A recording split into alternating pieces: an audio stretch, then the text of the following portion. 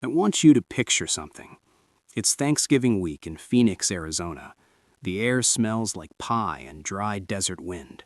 Football is on in the background. And you're sitting at your own kitchen table, feeling like a stranger in your own home. That was me. November, 2 years ago. My son, Daniel, had been back in my life for exactly 19 days, and I was already starting to forget what peace felt like. He showed up at my door on a Sunday afternoon, smiled like he hadn't disappeared for 10 years, said, "Dad, I'm sorry, I want to come home." And God help me, I believed him. I'm Walter Greer. I'm 67 years old. I live alone in Scottsdale. My wife Eleanor passed 8 years ago, and for one brief, foolish moment, I thought my son was my second chance at a family. I was wrong. What they never tell you about a wolf is that he doesn't growl when he walks through your door. He brings flowers. If you're new here, hit subscribe before this story is over. You're going to want to hear how it ends. Let me give you the background, fast. Daniel left when he was 32. We had a falling out, money mostly. I had refused to co-sign a business loan he couldn't afford. He called me selfish. I called him reckless. He packed his bags and drove to Denver, and for 10 years I heard nothing. Not a birthday call, not a Christmas card, nothing. I had made my peace with it, mostly. But when you're 67, living alone in a 4-bedroom house in Scottsdale, and your son shows up at Veterans Day weekend looking thinner and older and genuinely sorry, something in you opens up, something old and stubborn and foolish. He said his marriage had fallen apart, said he'd been doing therapy, said he'd realized how badly he'd treated me, and that he didn't want to lose me before it was too late. Those were the words that got me, before it was too late.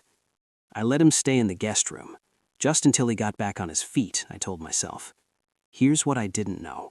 3 weeks before Daniel knocked on my door, I had quietly updated my estate documents. New will, new beneficiary designations. I'd been working with a financial planner in Scottsdale, a sharp woman named Carol Burrows, and I'd restructured everything. Life insurance, retirement accounts, the house. I hadn't told Daniel. I hadn't told anyone. But somehow, and this is the part that still makes the hairs on the back of my neck stand up, somehow, within 5 days of moving in, he started asking questions. "Dad, do you still use that same attorney downtown? Dad, did you ever update Mom's old life insurance paperwork? Dad, you're doing okay financially? You seem stressed." Friendly questions, casual questions, the kind you'd ask over coffee, but they weren't casual at all. Something was wrong.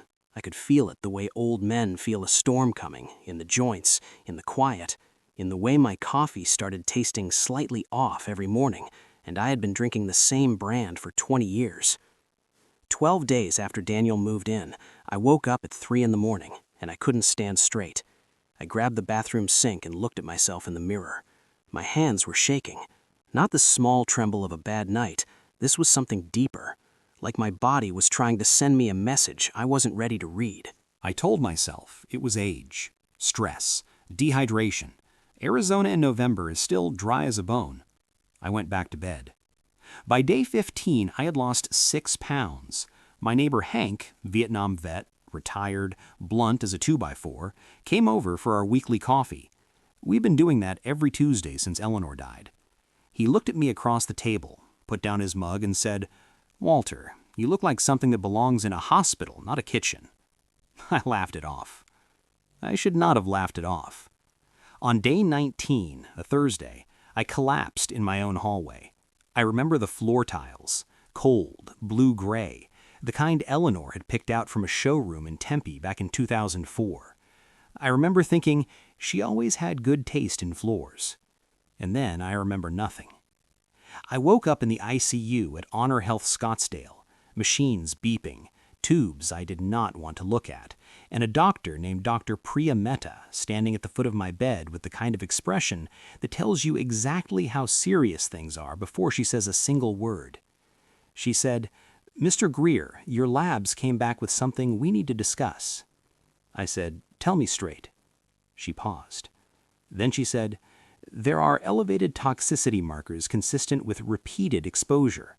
Your kidneys are under significant stress. Mr. Greer, this pattern is not consistent with a sudden illness." I stared at the ceiling. I already knew what I was about to ask, and I already, God help me, already knew the answer. I said, "How long has this been building?" She said, "At minimum 2 weeks." 2 weeks. Exactly the length of time Daniel had been making my morning coffee. I want to be very clear about something. I did not panic. I've been around long enough to know that a man who panics shows his hand too early, and I was not going to show my hand. Not yet. While I was lying in that hospital bed, tubes in my arm, machines counting every heartbeat, I made 3 calls. The first was to my attorney, Raymond Chu, a meticulous man, former federal prosecutor, the kind of lawyer that makes other lawyers nervous. I told him everything. He was silent for exactly 4 seconds. Then he said, "Don't touch anything in the house. Don't confront anyone. Let me work." The second call was to Carol Burrows, my financial planner. I told her to freeze every account, change every password, remove Daniel's name from anything, emergency contacts, banking notifications, all of it. She didn't ask questions. That's why I like Carol. She just said, "Already pulling it up." The third call was to Hank. Good old Hank. I told him I needed him to go to the house while Daniel was out and collect 3 specific items from my kitchen: my coffee canister, the vitamin supplements Daniel had started leaving out for me each morning. "Dad, you need your D3, it's important," and the creamer from the refrigerator. Hank said, "You think what I think you're thinking?" I said, "I think exactly that." He said, "I'll be there in 20 minutes. Now, here's where I have to tell you something about Daniel. When he found out I was in the hospital, he came. Of course he came. He sat beside my bed with red eyes and a Hallmark card and told me he was devastated, that he'd been praying for me, that he couldn't imagine life without his father. He was a very good actor, but not good enough. Because every time he said something emotional, his eyes moved, just slightly, just a flicker, to the IV bag, to the monitor, to the door, like a man mentally checking a box. I watched him the way Eleanor used to watch price tags at estate sales. Quiet, patient, without giving a single thing away. "Rest, Dad. I'll take care of everything at home." "I know you will, son." I almost meant it as a warning. Before we get to what Hank found, I have to ask you something. If you've been watching a while and you've never subscribed, today is the day. This community is built on stories just like this one. Hit subscribe and drop a comment below. Have you ever felt something was wrong before you could prove it? Tell me, I want to know. Was it intentional? I already knew. But knowing and proving are 2 very different things in the state of Arizona. I needed proof, and I needed it before Daniel had any reason to believe I was looking. So I waited, calm as still water, and let him think he was winning. 3 days later, Dr. Mehta confirmed it. The labs she had sent to a toxicology specialist in Phoenix came back flagged. A specific compound, tasteless, odorless, water-soluble, found in the vitamin supplements and traceable in the coffee canister Hank had collected. She sat down next to me. Doctors usually don't sit. And she said, "Mr. Greer, I need to tell you that the levels we found suggest this was not accidental exposure." I said, "I know." She said, "We're obligated to notify the police." I said, "They're already involved. My attorney made that call this morning." She blinked, then she nodded, and I saw something in her eyes that I can only describe as respect. Phoenix PD, 2 detectives, a man named Ortega and a woman named Castellano. Both sharp, both serious. They met with Raymond at a Denny's on Camelback Road, his choice, not mine. And what they billed in the next 48 hours was airtight. Pharmacy records from a supplement store on Scottsdale Road, cash purchases, 3 separate visits over 2 weeks, security footage of Daniel's car in the lot on 2 of those 3 visits. Then Raymond found the phone call. Daniel, my son, this careful, patient man, had called the offices of the attorney who handled my estate documents. He'd identified himself as my personal assistant, asked about the status of my beneficiary update, left a callback number, his own cell phone number. Raymond sent me a text that just said, "He called from his own phone, Walter." I stared at that text for a long time. 67 years on this earth, I coached Little League in Scottsdale for 12 years. I served 2 tours in the Navy. I buried my wife. I paid my taxes. I shook every hand I ever promised to shake.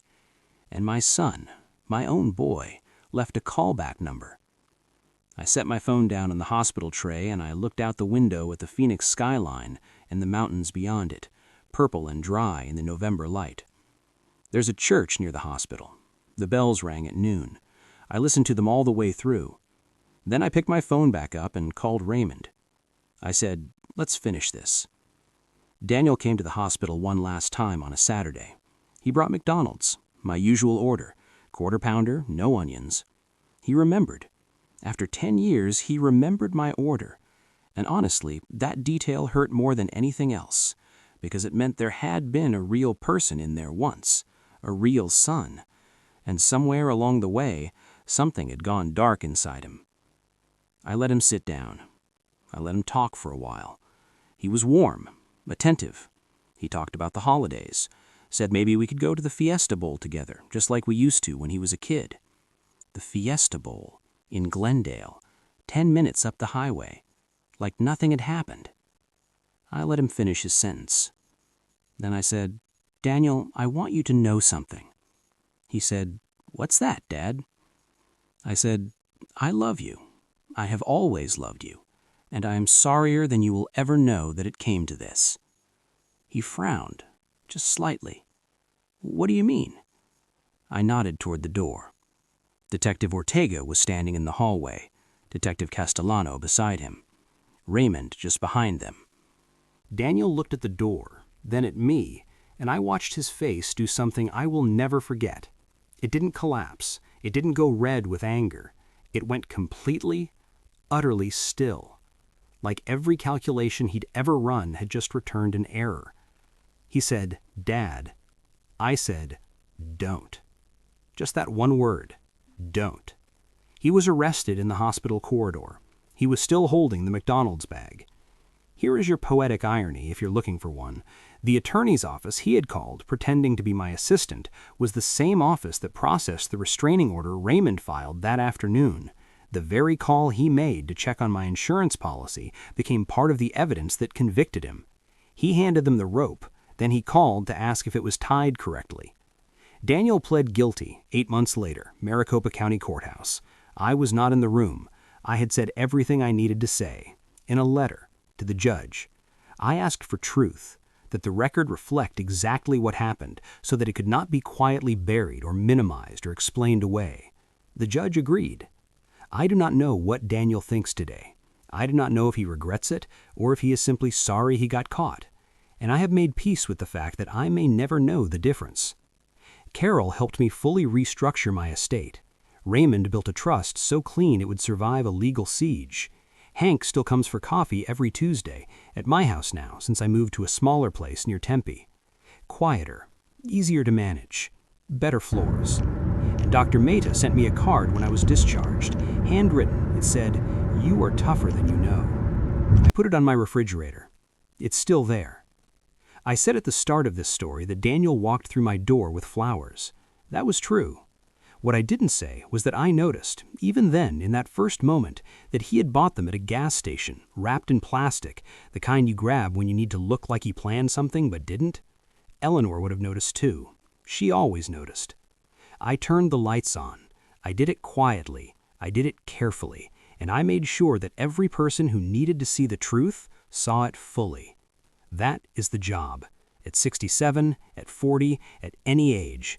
You cannot control who comes through your door. You can only control what you do when they get inside. If this story moved you, hit like and subscribe. It costs you nothing and it means everything to us. And I want to ask you one question before you go. Have you ever let someone back into your life who didn't deserve a second chance? Or did you trust your gut and walk away? Tell me in the comments. I read every single one. Share this with someone who needs to hear it today. See you in the next story, where wisdom always wins.